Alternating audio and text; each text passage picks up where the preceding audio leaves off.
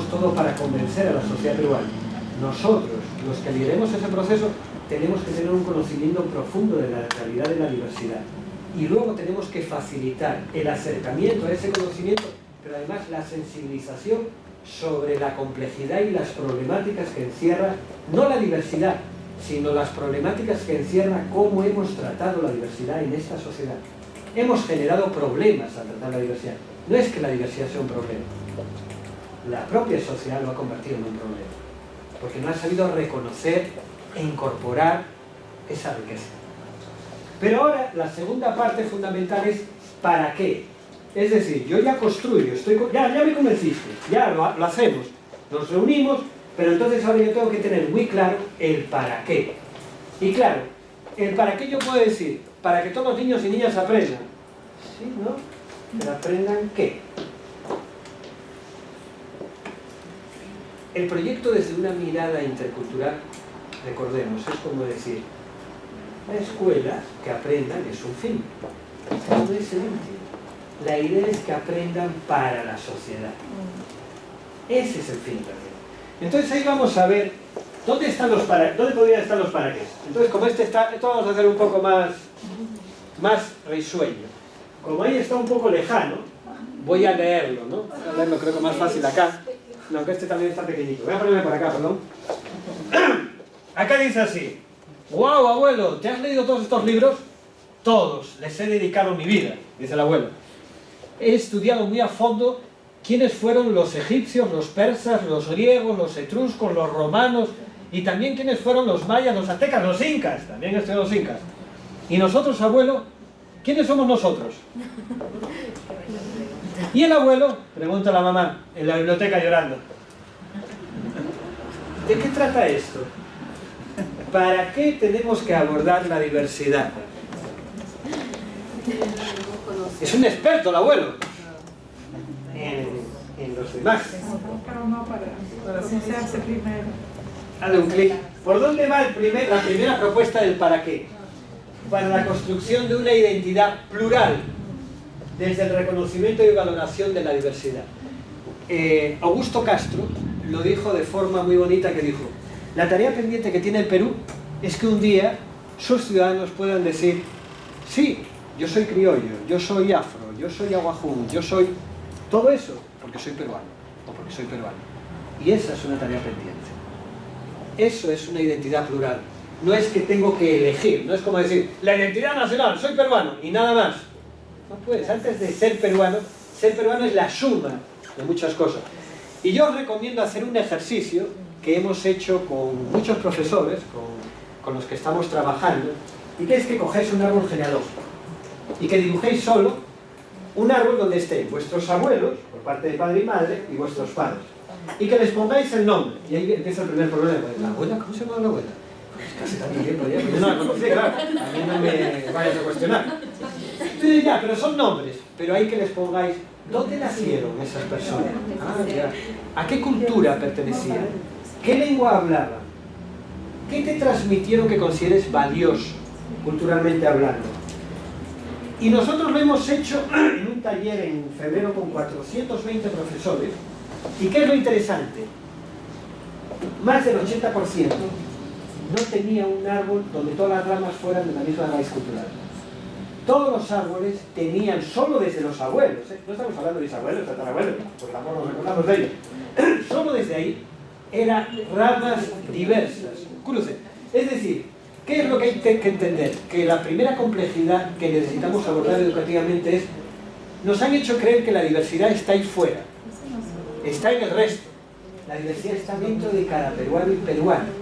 Es así de complejo y así de rico. Diferentes ramas me aportan diferentes, ¿sabes?, conocimientos, riquezas. Pero a veces ni soy consciente de ello hasta que hago el árbol. Y descubro sorpresas. Me da la vida.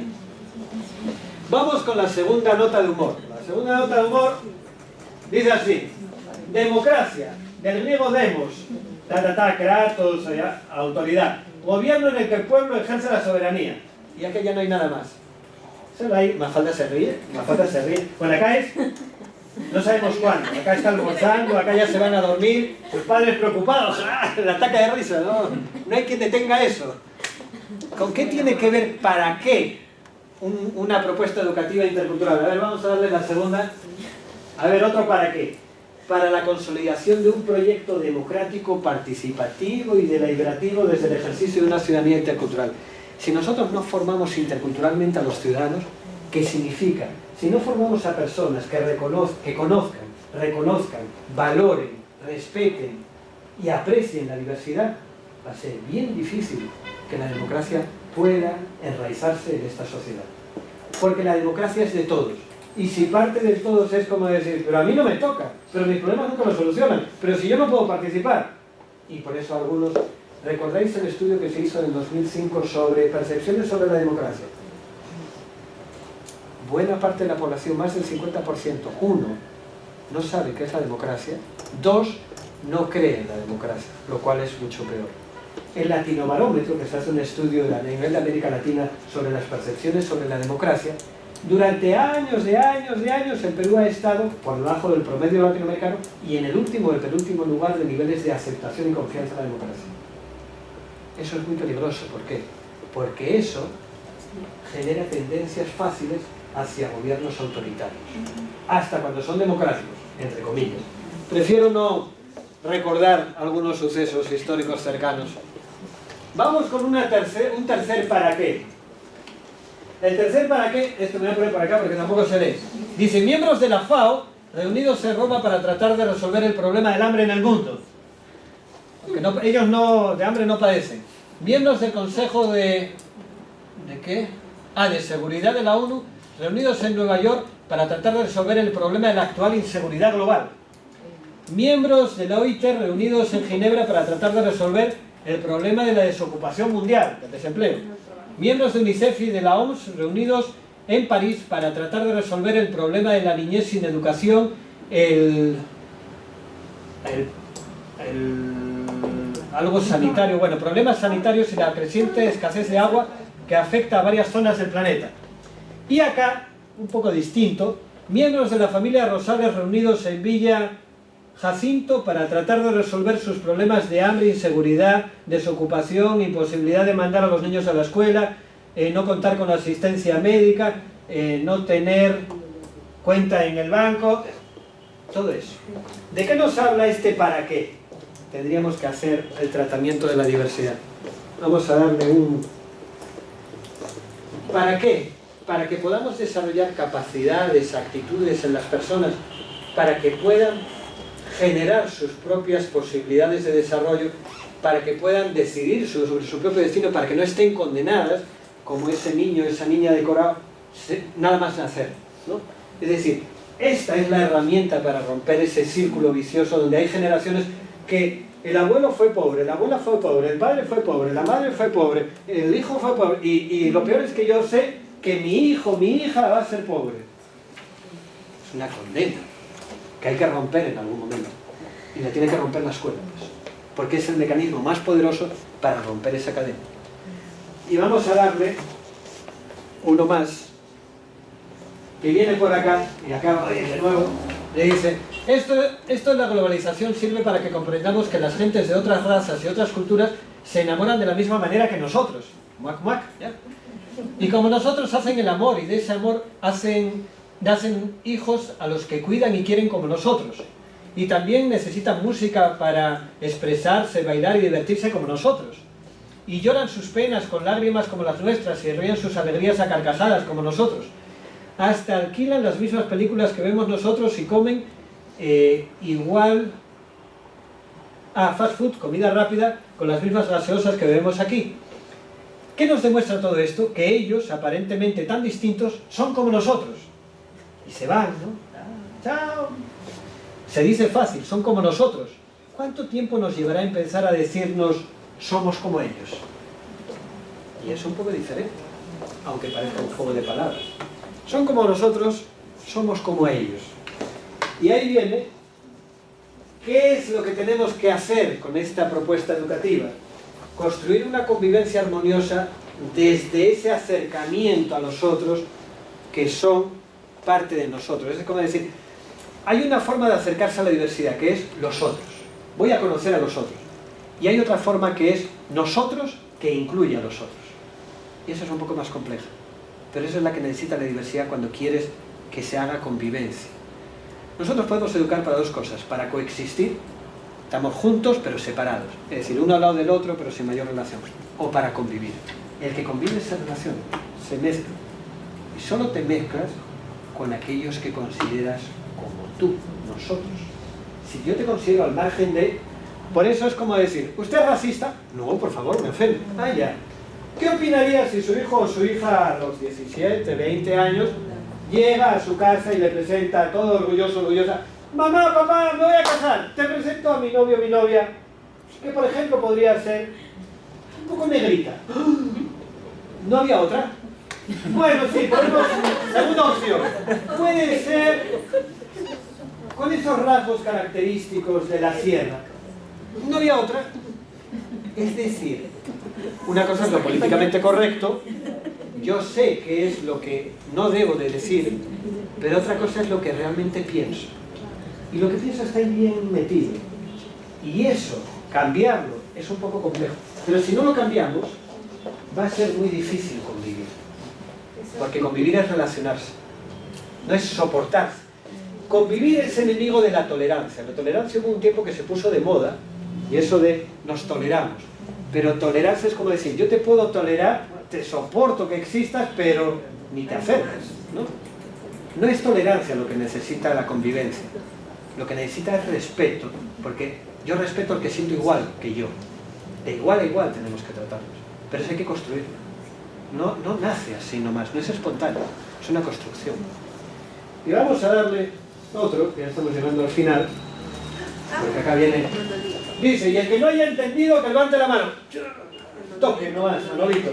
Veamos, Manolito, ¿qué es lo que no has entendido? Desde marzo hasta ahora, nada. Bueno, este Manolito siempre... Trasladémoslo a la escuela. Hay niños y niñas que entran con 6 años a primer grado de primaria, pasa un mes, pasan 2 meses, y es como algo, es como ciencia ficción. Es como si de repente ellos querían vivir en Perú y como si hubiesen entrado en otro país.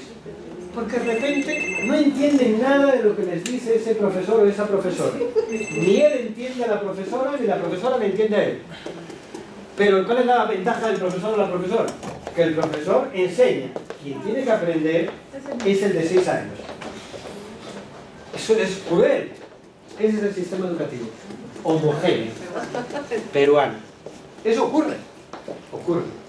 Entonces, ¿qué necesitamos? Un sistema educativo que garantice esa igualdad de oportunidades, pero dando a cada uno lo que necesita. Que tú eres aymara hablante, no te preocupes, vas a aprender... ¿Sabes hablar aymara? Sí, vas a aprender a leer y escribir aymara. ¿Sabes por qué? Porque esa es la forma, además, de que la riqueza de tu cultura nunca se pierda. Porque así vas a poder escribir, y cuando escribas otros van a poder aprender lo que tú sabes. ¡Qué bueno! Así no tendremos más lenguas y pueblos extintos, desaparecidos. Pero además, porque cuando ya hayas aprendido, estés ya aprendiendo a leer, te voy a enseñar a hablar el castellano. Y no te va a costar. Y cuando ya sepas escribir tu lengua, te voy a enseñar a leer el castellano. Y vas a tener la gran ventaja de manejar 2 lenguas. Y cuando vayas a secundaria, ahora vas a ser en primaria ya, vas a aprender inglés. Y vas a tener el lujo en este país de hablar 3 lenguas, cosa que la mayoría no hace. ¡Qué bueno ser diverso! Así debería ser. Esa es la idea. Pero, y vamos con el último para qué. El último para qué es más concretito. Porque el último para qué dice, acá hay 3 negros y acá está el resto. Problema. Juegan las negras y dan jaque mate cuando les da la gana. ¿Cuántas son las negras? 3. ¿Cuántos son los otros? Todo el tablero. Pero todo el tablero está pensado para los 3. Eso no es el Perú, eso es América Latina en general. Es el continente donde hay brechas de desigualdad más grandes. No es África. Mucha gente cree África es el continente más pobre, pero lo triste de África es que es pobre en general. O sea, ahí la mayoría son pobres, ¿no? Hay una minoría, ¿no? Pero no. En América Latina es el continente donde la brecha entre unos y otros es más grande. América Latina, no el Perú. Es un problema de la colonización y de la descolonización, de lo que ha ocurrido durante y después de. ¿Es así? Entonces, al final no nos podríamos conformar con que cambie la escuela. la escuela tiene que cambiar para que cambie la sociedad.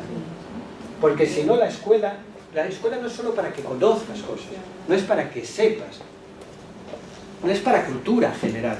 La escuela es para que tú te puedas desarrollar plenamente, pero que al hacerlo, y al hacerlo todos, la sociedad también se pueda desarrollar plenamente, como sociedad, como colectivo, no como unos pocos y otros no. Ese es el reto de la escuela, esa es la demanda de la escuela. Y hay una contradicción, que es que en el discurso eso ya está dicho, y tú dices, pero eso, cualquiera que tú le plantees eso te dice, pero eso no hace falta ni discutirlo.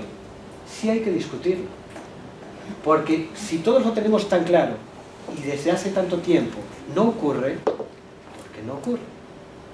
No sé. Yo llevo 18 años en el Perú y en 18 años no he visto grandes cambios, educativamente hablando. 18 años. Vosotros, niños, lleváis más tiempo. Vuestros padres, vuestros abuelos, algunos pueden decir, no, eso se ha sido y así es. Y así será. Eso es lo que no puede ser. El así será, sobre todo. Entonces ahí lo que quisiera es hacer un corte ahora, cortito, un par de minutos, para decir, ¿estos para qué son los fines realmente que debería de tener una propuesta educativa, curricular, que aborde la diversidad? ¿Son esos? ¿Son otros? ¿Cuáles son los fines? Los fines, porque si os dais cuenta, yo no he hablado acá de comprensión lectora, resolución de problemas lógico-matemáticos, conocimientos de historia. Entonces hay gente que ya levantará la mano, ¿y todo eso dónde queda? Y yo os digo, ¿todo eso dónde queda? Porque muy bien, todo esto muy bien, y el resto, lo que se aprende en la escuela, ¿dónde está? ¿Va a ser un currículo de qué? Gloria, ¿de qué va a ser el currículo? Es que era mi pregunta. Yo pregunté primero, lo siento. Que pregunta primero gana, ¿no? Bueno, tenía primero dos datos para llegar a esta reflexión.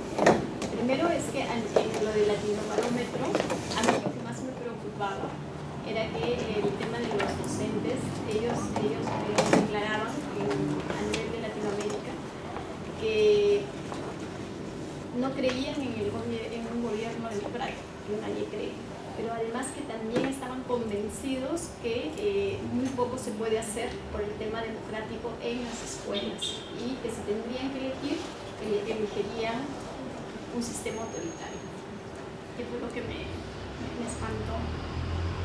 Dos, el Fondo Monetario Internacional fue en el 2004.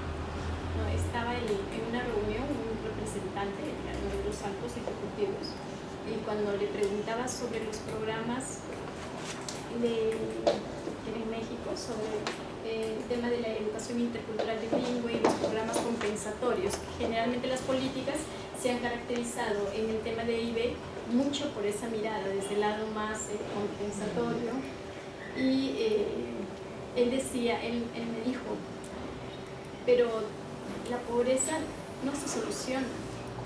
¿Quién te ha dicho que la pobreza se soluciona, se erradica? La pobreza se administra. Estos programas están hechos para dos cosas fundamentales. Nos interesa es que sí aprendan comprensión lectora, comprensión matemática, porque analfabetos no nos sirven. Pero va en esa mirada. Entonces, yo te hacía mi pregunta para ti era que todo este enfoque subyace en esta mirada desde el lado más axiológico que se tiene de currículo para una sociedad también, desde ese lado más ideal que planteas tú, una sociedad más democrática, una sociedad que debe sensibilizarse por lo indiferente, por los otros, que debe de construir estas miradas de colonialidad. Pero a la vez dijiste en todo el discurso una cosa que para mí es central y es fundamental trabajar a nivel del currículo, tanto de los que van a ser futuros maestros o desde las escuelas o desde el ministerio, desde otras entidades. ¿Hasta qué punto repensamos las necesidades que en nosotros como seres humanos está enmarcado? O sea, ¿cuál es mi necesidad prioritaria? estaba pensando en esta encuesta que han hecho, que dicen que van a votar por una autoridad, pero no le importa que robe. Estoy pensando en que no nos hemos indignado por el tema de los allanamientos. Entonces, si nosotros, para nosotros la prioridad, o sea, nuestra forma de vida y de concebir ya nuestra vida como necesidades prioritarias, no sé, es bien difícil. Eso es por un lado, desde el lado más directo, más personal. Pero por otro lado, ¿dónde queda el carácter del currículo como medio, como instrumento? Porque el tema de las competencias, de incidir en matemática y comunicación integral, va más allá de las prioridades de política del Estado, aquí peruano. Es una prioridad de política a nivel mundial. O sea, para nadie es un secreto que ahora la democracia no es la que gobierna, sino es la economía. Entonces, esto está bien, pero cómo manejamos también lo otro, y lo otro es lo que realmente manda. Caca, podemos abrir ya la reflexión, porque al final vamos a ver que hay muchas más cosas, pero que eso se puede revisar. Yo creo que es más interesante el conversar, ¿no?, sobre lo que hemos visto. Tal vez luego podemos ver lo otro que me interesaría que vierais, es el tema de la dialéctica. ¿Qué está en el fondo, por debajo? Es como decir, encima de la mesa vemos cosas, pero luego hay cosas que están debajo de la mesa, ¿no? Y lo debajo de la mesa es interesante, porque es lo que mueve realmente muchas de las cosas que no nos damos cuenta.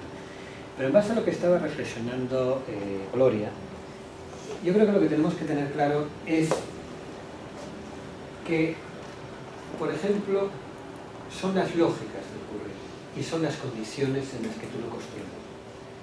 Una cosa es que nosotros sintamos que se necesita, y otra cosa es, eso lo tienes que confrontar, si se dan las condiciones para que ese currículum no es que pueda aplicarse, sino que pueda construirse. La primera etapa es diseñar un currículo así, es decir, tener la intención y la voluntad, sabiendo lo que hemos conocido ahora, que yo, sabiendo todo eso, diga, sí, yo, que tengo la autoridad política educativa, tomo la decisión de hacerlo. Esa es la primera condición. Pero la segunda condición es que eso es insuficiente, porque la idea es que una vez que tomaste la decisión, una vez que construiste la propuesta, tú lo llevas a las escuelas de la realidad educativa que tenemos ahora, y eso va a funcionar o no va a funcionar, con las escuelas que tenemos, con los docentes que tenemos, con los centros de formación que tenemos, con los directores y directoras que tenemos, ¿va a funcionar? Es decir, como dice Gloria, tú puedes construir algo, un proyecto, un documento, una propuesta, pero la clave no es lo que construyes, la clave es las condiciones que generes para que eso pueda concretarse en práctica. Hay propuestas muy buenas que no tienen, su problema no está en la propuesta. Hay reformas educativas tremendamente interesantes que fracasan. ¿Y por qué fracasaron? Muchas, el problema no lo tenían dentro, digamos, o sea que el problema estuvo fuera, y fuera no lo veían. El problema es que no se daban las condiciones para. Es como decir, si tú consideras que para abordar la diversidad, tú te planteas una meta acá, de lo que debería de ser, y la realidad está por debajo del suelo, si la distancia es muy grande, esa propuesta está condenada antes de ser aplicada. Porque el actor fundamental que la tiene que aplicar, que es el docente, mira desde el subsuelo, desde el sótano, hasta allá es imposible. Y en el momento que siente que es imposible, ya no va. No es que no quiera. Lo primero que le da es miedo a esa distancia inmensa. Porque él tiene que enfrentarse con la responsabilidad de enseñar a esos niños y niñas. Ahora la responsabilidad es mayor, porque esos niños y niñas en algunos momentos son evaluados y esos datos te confrontan. Y dicen, ¿dónde está el docente? ¿Dónde ha salido? A ver, esta escuela, que están hasta las todos, ¿quién les enseña? Y no nos paramos a pensar, ¿qué características tiene esa escuela? ¿Qué condiciones tiene? ¿Qué limitantes tiene? ¿Qué factores están influyendo para que el rendimiento sea tan bajo? No, ya le condenamos al docente o la docente, ¿no? Los datos se publican, se hacen estadísticas, se hacen competencias. Eso es lo real. Pero lo otro que estábamos comentando es dónde queda entonces enseñar cuestiones básicas. Y la clave es esta. Para mí, personalmente, una cosa es soñar y otra cosa es construir algo con los pies en el suelo. Lo más difícil es construir un diseño curricular intercultural que atienda a la diversidad, que promueva todo lo que está ahí escrito, pero que tú le demuestres a la sociedad que vas a tener el conocimiento, la comprensión lectora, el conocimiento matemático, pero que le vas a dar un valor agregado. Yo pongo el ejemplo de la ciudadanía y vais a entenderlo muy rápido. Todos los que estamos acá hemos sido formados en una lógica educativa disciplinar. Es decir, ¿qué es lo más importante? La ciencia, el conocimiento. ¿Qué es la escuela? Cómo las ciencias vuelcan en todos nosotros conocimiento, verdades, entre comillas, ¿no? Pero nos han transmitido los profesores y profesoras verdades, ¿no? Por eso el profesor y profesora no se les cuestionaron, no se decía, ¿pero qué va? Si yo he leído y no es así. Es la dirección inmediatamente. Es que falta respeto. Pero ¿qué ocurre? La lógica disciplinar, primero, no cuestiona, no promueve el pensamiento ni la reflexión, sino promueve la adquisición, porque se considera cuanta más información tenga, más conocimiento. Más conocimiento es más oportunidad. Así era antes. Ya no es así ahora. El valor agregado ya no es tener información, pero la información ya la tiene cualquiera. Ahora es generar conocimiento. Generar valor agregado, que es conocimiento adicional con esa información. Pero yo os pongo el ejemplo de ciudadanía. Ciudadanía no estaba en la escuela, estaba en un curso, pero el ejemplo de ciudadanía me interesa. En el marco curricular, fijaros lo que ocurre. Hay un curso que se llama Ejerce la ciudadanía. Primera diferencia. Los cursos tradicionales se llaman matemática, historia. Es decir, el curso tradicional no implica una acción. No implica que yo tenga que hacer nada. Implica que yo tengo que dar cuenta de lo que aprendí, conocimientos sobre matemática, historia, por ejemplo. Ahora la historia es un medio para ser ciudadanos. Es decir, cuando un curso se llama Ejerce la ciudadanía, yo digo, a ver, ¿cómo va a ser el examen? ¿La estructura del Estado? ¿Los deberes de gobierno? No, porque eso no me demuestra que tú ejerzas la ciudadanía. Yo te voy a dar todo ese conocimiento como un medio, un insumo. Lo necesitas, pero voy a pedir que me demuestres cómo es que tú opinas sobre problemas de tu realidad, cómo es que planteas solucionar problemas de esa realidad, cómo es que planteas solucionarlo atendiendo a la diversidad, cómo es que... Pero para eso vas a necesitar una competencia que se llama historia. Ah, ¿yo no es un curso? No, no es un curso. Y en esa historia ya no se llama historia tampoco. Se llama interpreta la realidad histórica, local, nacional. ¿Por qué? Porque si yo no puedo interpretar mi realidad en la que vivo y no puedo explicarla y entenderla, va a ser bien difícil que pueda ejercer la ciudadanía. Y por eso hay personas, a mí me llamaba la atención cuando estaba en Jaén, me acuerdo mucho de un señor que se acercaba a la televisión y se acercó muy preocupado. No puedo dormir en la noche. Ayúdeme. ¿Por quién voto? Yo acabo de llegar, no sé, yo no conozco tanto, qué responsabilidad. ¿Ejerce su ciudadanía? No puede, no es que no quiera. La ciudadanía le desborda. ¿Por qué? Porque no ha tenido el desarrollo de las competencias, de las capacidades suficientes para hacer. Entonces, ¿qué me interesa? No me interesa que lea. Por ejemplo, os voy a poner una anécdota. Hay un aprendizaje que se comunica, ¿no? Ahora, lo que era la lengua y literatura o comunicación integral, ahora lo que nosotros queremos evaluar es que se comunique en contextos diversos, ¿no? Y me hacía gracia porque el marco curricular se le dio a un comunicador para decir, bueno, esto hay que hacerlo vendible, porque esto las competencias de los ciudadanos de a pie, los padres y madres no entienden nada, ¿no? Y esto es verborrea de profesores. Y entonces el comunicador leyó toda la competencia de comunicación, además es comunicación en espacios virtuales, la cultura digital, o sea, la producción literaria, maravilloso, es para llorar de la emoción. Lo leyó todo y lo redujo así. Habla y escribe correctamente. La coordinadora del aprendizaje casi le da un ataque y después de que superó el ataque casi lo estrangula. ¿Qué? ¿Cómo que habla? Habla y escribe correctamente. ¿Qué es eso? ¿Para qué sirve eso? Es decir, el problema si seguimos enseñando disciplinas científicas es que las disciplinas científicas no sirven realmente para lo que te demanda no el futuro, el presente. Por eso los colegios de más alto nivel en Lima, ¿no? Por ejemplo, Barja, no enseñan así, enseñan pensamiento, enseñan a pensar, enseñan a ser críticos, enseñan a analizar la realidad. Por eso esos estudiantes pueden estar acá, pueden irse a Estados Unidos, pueden irse a cualquier parte y no sienten la pegada, no sienten... En cualquier parte son excelentes.